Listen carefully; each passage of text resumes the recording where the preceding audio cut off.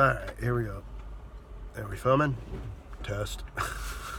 Okay, hi gang. I am here in the parking lot of the Frankenstein comic swap with one of my clients I work with, and well, while I was in there, I scored a few things from my childhood, and I got an incredible deal. For starters, I don't know if you can see this. How many of you people my age had this guy in the 70s when you were 8 and 9 years old? Look at that. That's an original X-Wing. And look, the top, so I can get this. Sorry, the video is getting boring here. You can get the top open. I'm gonna have to, oh, there we go. Okay, got it. How many of you remember Darth Vader action figures sat in there? I had that. And yeah, I scored this for 25 bucks, gang. And it was the guy's original X-Wing when he was a kid. Also, you see the little light on the bottom? I'm kind of trying to point at it. Sort of. Anyway, but it's right, it's a little light toward the bottom, right here by my cheek. And with 2 AA batteries in the back here. I don't know if you can see this. Well, anyway, if you put 2 AA batteries in the back, this thing lights up and makes the noise. It still works. So there's some Star Wars geek in me, and there'll always be a 9-year-old kid who saw Star Wars for the first time and loved it. Shout out to my good buddy Jed Walkland, who went to see it with me for the first time and is now a lieutenant in the Clackamas Fire Department. Anyway, yeah, so this is pretty damn cool. And not only did I score this guy, but I bought more stuff from his original collection. He sold me his original 3PO from his childhood. This guy.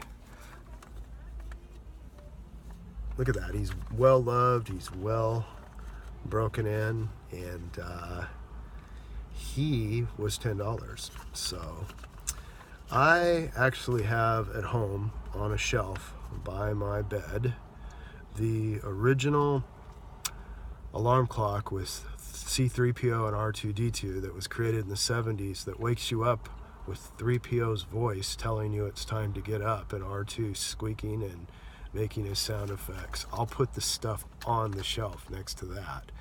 The other thing that I scored was, for $5, he sold me this. I had this when I was a kid in the 70s and in the 80s. Now, some of you true Star Wars geeks out there, and maybe even people who weren't Star Wars geeks, remember the scene where in Star Wars the Stormtrooper is riding this guy? Well, here he is, and the Stormtrooper action figure actually fit into it. It was only one brief scene in Star Wars. And then he also threw this in too. For another $5, I got his Jabba. This was after I quit collecting Star Wars toys and discovered girls and things. That, by the time Empire came out, I was into the girl across the street and all that kind of stuff. I was 13. But, so this toy came out after I was done collecting. But now, as an adult, Jabba's fun. I'll keep him. I got a good deal on him. And then just to finalize the deal here, I scored, the guy threw in, he had all of his Superman 3 cards. So I'm trying to do all this from the front seat of my car. So I scored his original Superman 3 cards plus his collection of black hole cards from the Disney movie Black Hole. It was kind of a Star Wars ripoff, but the message was good and the special effects were great. It was basically, what they did is they recycled the theme Disney did before Disney was completely evil like it is nowadays. Or the evil corporate monster it is, even though I like the new Star Wars movies. But what Disney did is Star Wars was doing boom in business in the 70s, and they needed to create something in a space genre. So they created the black hole. And the black hole is basically the whole theme of 2000 Leagues Under the Sea, but put out in outer space, tongue twister, with darker themes. And it was pretty good. There's a little bit of religious overtone in there.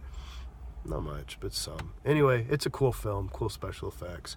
And I have all the cards at home, quite a few of them, and I keep my cards in card collecting boxes. So his black hole cards will go with mine, and I'll see if, well, I have a few that I don't have that he may have. And also the black hole card stickers are hard to get.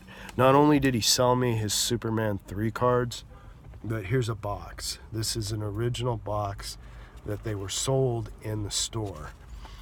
So not only is it the original box from the store, but if you open it up, let's see if I can get this. He's got unopened packages. So I don't even know if I had this upside down. Sorry, this video's awkward. I'm blah blah blah blah, but it's being done off the top of my head. So here they are. So there you go, guys. And there's Superman on the front. Christopher Reeves, the late great Christopher Reeves, I believe he's gone, unfortunately, with the late great Richard Pryor. So also in Superman 3, the creepiest scene in the world to me was when the supercomputer wanted to live, so it took possession of that woman's body and turned her into a super mechanical electronic nightmare. God, that thing was creepy. Anyway, that's it, guys. Bye.